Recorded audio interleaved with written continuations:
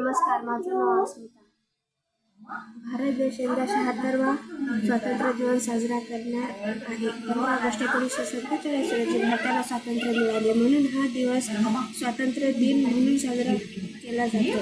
आणि त्या मिळवण्यासाठी ज्यांना आपल्या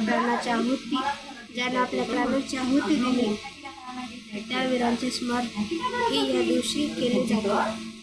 भारताला अनेक स्वातंत्र्य सैनिकांनी बलिदानातून स्वतंत्र केले. भारताला अनेक स्वातंत्र्य सैनिकांनी बलिदानातून स्वातंत्र्य मिळवले. हे भारताचे स्वातंत्र्य दिन अगदी एका दिवसावर येऊन ठेपला आहे. अनेक ठिकाणी लोकांना या मोठ्या दिवशी जल्लोषाची तयारी सुरू केली आहे.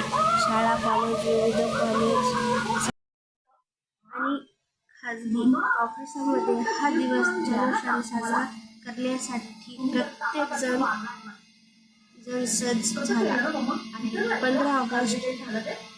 15 ऑगस्ट निमित्ताने सोसायटी, शाळा, कॉलेजमध्ये वादविवाद स्पर्धा, भाषण स्पर्धा आयोजन केले जाते.